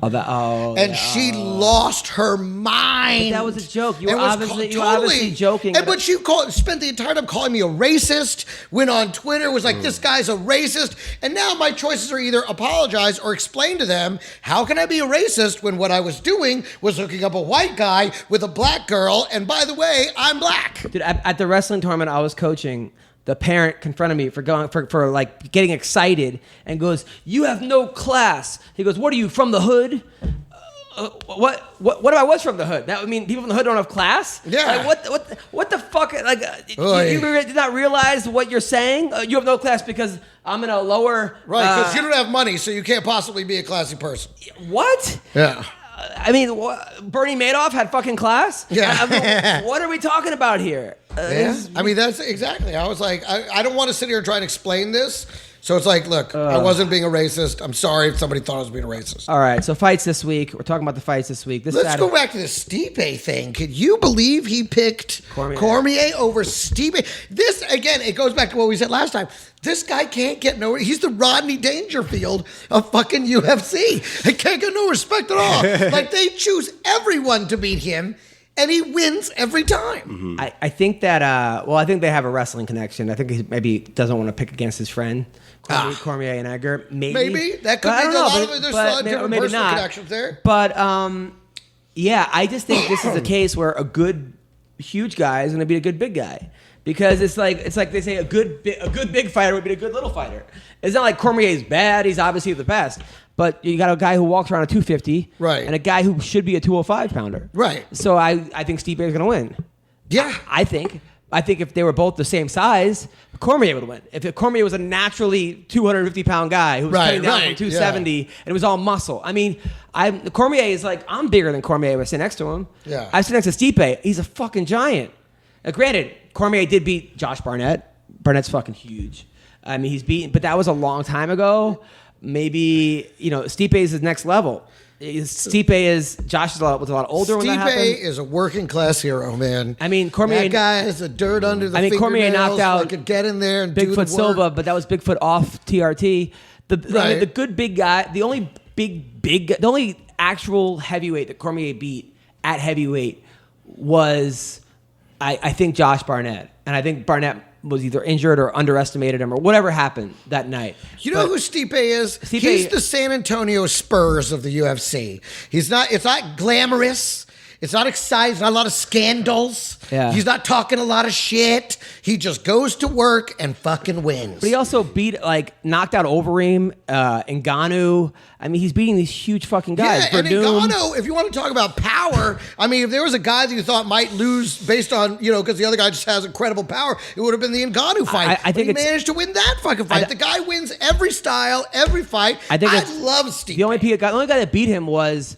Stephen Struve? Stephen Struve. And Stephen Struve was like 8'6", and it's just a bad match. It was a bad matchup, and that was early on in his career. Sweet Struve. So, all right, this week. People still tweet me that on occasion. It's time for some sweet Struve. So this week, Jeremy Stevens is taking on Josh Emmett. Emmett's the guy who knocked out Ricardo Lamas last fight. He's Team Alpha Male guy, but he lost in Desmond Green. Jeremy Stevens coming off a big win over Korean Wonder Boy. Duho Choi. Yeah, but I think Stevens wins that. I think Emmett also came in 4 pounds heavier in his last fight, and I think that also helped him with, when you're fighting a guy, you're halfway up to the next weight class. Who do you like in that fight? Which one? Jeremy Stevens, Josh Emmett. You don't know Josh Emmett. I don't. But it's Jeremy Stevens. Who the fuck is that guy? Tisha Torres is fighting Jessica Andrade.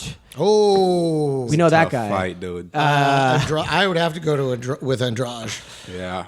I mean, I just have to. I got to go. I would love for Torres to win. And this is one of those, we've had her on the show. She's sweet as could be. But at the end of the day, I think Andrade. She's a smart fighter, though, Tisha. I think she's a very smart fighter. I'm just saying. I mean, she's only lost by points. And Andrade is not the smartest fighter and might gas, but if she connects. That's what I'm saying. I think it's, to me, and this is nothing against Tisha Torres, to me it's a no-brainer. It's Andrade. OSP, who's won 8 fights in a row with the fucking Von Flute show, is taking on Alir Latifi. You know that guy? He looks like the bad guy from Popeye. This fucking little fucking Bluto. Yeah, he looks like Bluto. And then Mike Perry is fighting. Oh, is that right? Eyebrow tattoo guy. I like. You know what? I got to give Perry credit, man. Even when he loses, it's exciting. And I don't know. Maybe I was too hard on him because of him breakdancing after knocking out Ellenberger while Jake was lying there. I fucking, it's like my brother. Max Griffin's a good fighter. Max Payne Griffin. But I got to give this one to Perry. Yeah. You? Probably the same. Also, in this fight, Gilbert Burns is fighting OAM. You don't know those guys. That's I love it. He's like, you don't know those Sam guys. Alvey's fighting. Oh, smiling Sam Alvey. I love it when he gets the smile knocked to the other side of his face. That's always fun. But the UFC, they were on their website, has Sam Alvey, right? Smiling. They have him at 31-0, fighting Marcin Prachano, who they have listed as 0-0. It's a shadow and O and O. Like That's pretty bad. It's like someone, the clock hit 5. They're like, done. Whoever their fucking web person is, it's like, finish this tomorrow. Like, come on. finish the thing. Get the picture at least. Ronnie Get the Yaya record up. fighting Russell Doan. That should be a good fight. Ronnie Yaya. And on the Fight Press prelims, isn't Allen on this card? Yeah, Allen versus Ben Saunders. Yeah, but why Ooh, is it? that's actually, and that's on Fight Pass? No, that's on. Fox It's on the Sports. prelims? Okay, yeah, good. Ben Saunders versus Alan Juban. I was like, hey, you can't put that on Fight Pass. Yeah, that is at dude. least, I would put that on the main card, even at the bottom of the main card, but at least prelims. Top of the main card. Yeah. Fuck, I gotta go. I think Alan's gonna win. I like Ben, but I think Alan's. Well, gonna Ben win. hasn't fought in a long ass time, right? He Yeah. took some time Ben's off. chin. He's got a good chin, but he's been knocked out before. And he's been hurt. So is Allen. Fuck. I mean, both those guys. Like, ugh. Well, so basically how it is, I think Allen has an advantage on the feet, and Ben probably has an advantage on the ground. 'Cause I Allen's think- younger. I mean, I think. Well, these guys have 31 fights. Allen has 21. They're both vets. What do you think of this fight? Well, Allen is clearly the better looking.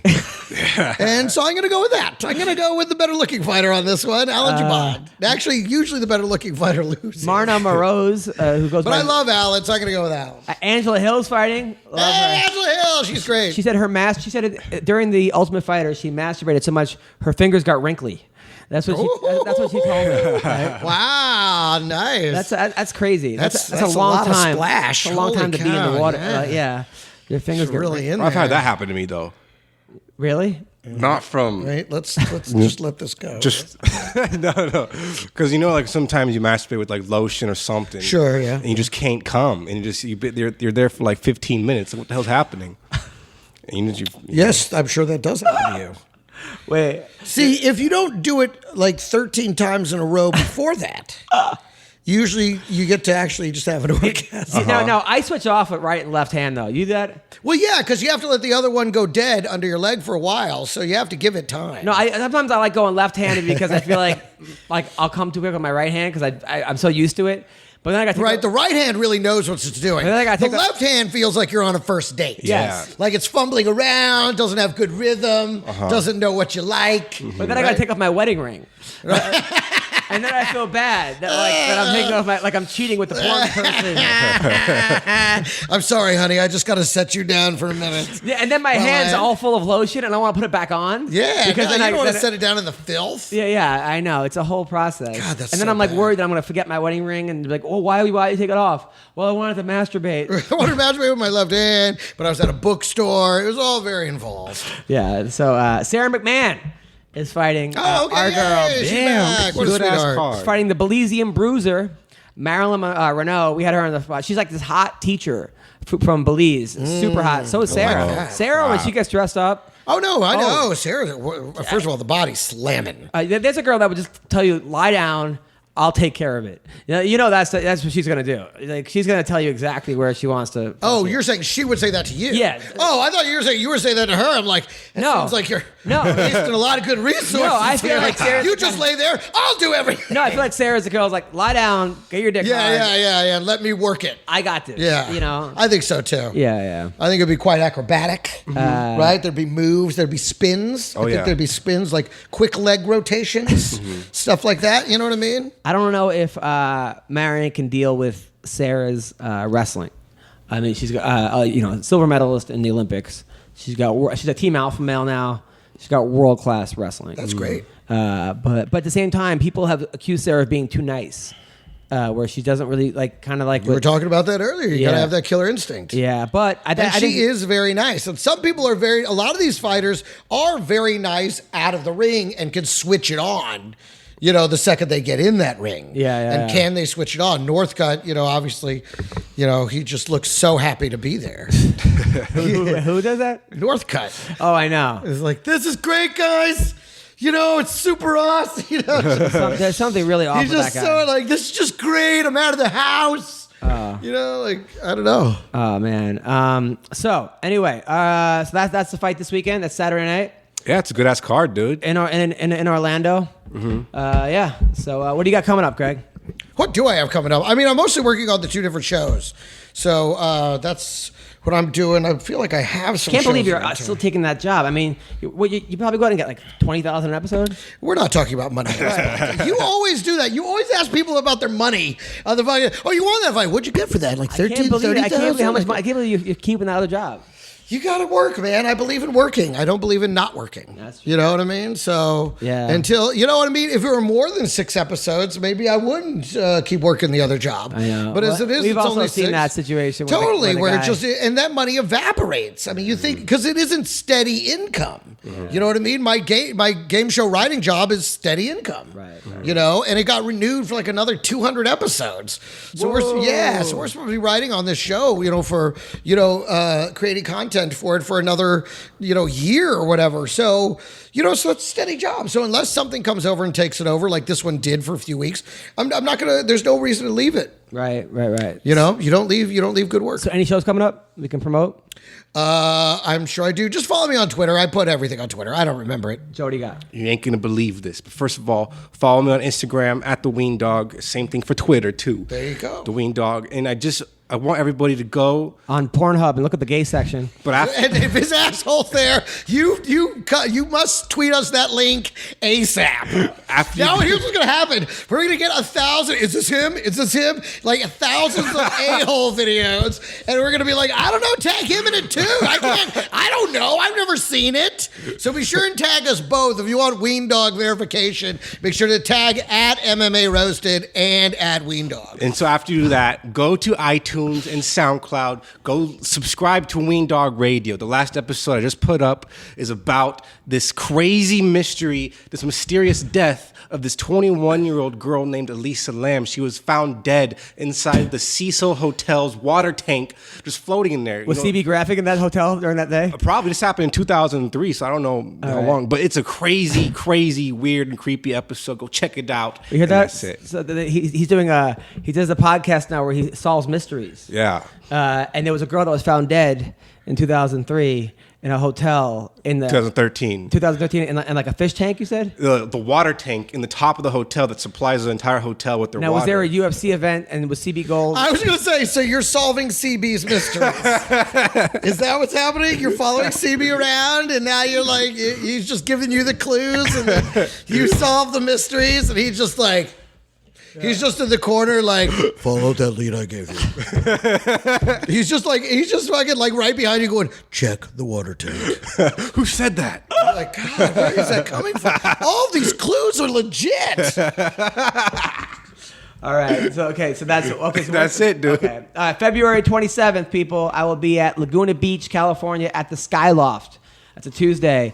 The South Point Casino in Las Vegas, Friday, March 2nd. Syracuse, New York at the Funny Bone, March 8th to the 11th. Syracuse, New York. I will be with Tom Galicchio and Leslie Smith doing comedy at Me Peru in Bakersfield. That's March 16th. What are you doing? I will be April 4th in Sacramento, California at Laughs Unlimited. The Comedy Palace in San Diego, April 13th and 14th. And then Portland, Oregon, Harvey's Comedy Club, April 26th, 27th, 28th, and 29th. And in Naples, I will be at the Off the Hook Comedy Club, May 3rd, 4th, and 5th. House of Comedy, May 9th, 10th, and 11th, and 12th in Minneapolis. If you're going to be in Fight Week in Las Vegas in July, I will be at the Stratosphere in Fight Week. And then I'm going to be in Kalamazoo at the Funny is Funny Comedy Club, June 15th and 16th. You realize you're talking about this summer now. Yes. So anyway, Jesus listen, people. Also, if you want to buy stuff if you shop on Amazon. If you want to plan your future. If you shop on around Amazon. Adam's travel schedule. If you shop on Amazon, go to adamhunter.com and then click on my Amazon link because I get paid when you do that. So go through. I'm a partner with Amazon. So go to amazon.com, click the link, and then go to Amazon and buy stuff. So You mean go to AdamHunter.com. AdamHunter.com. And click the Amazon. Yes, that's what I said, right? No, you said go to Amazon. Oh, no, okay, yeah. Go to AdamHunter.com, click the Amazon link. I wonder why I'm not making any money. No kidding. People are like, wow, it works. You go right to Amazon and you're on Amazon. You don't even have to search for Adam Hunter. Yes. Anyway, thank you guys so much, and take care. Bye. Trap sonsun trap donsun Түүний сонсдог хөгжим дур булаан Даадаш дуулан дур булаа мууруулаа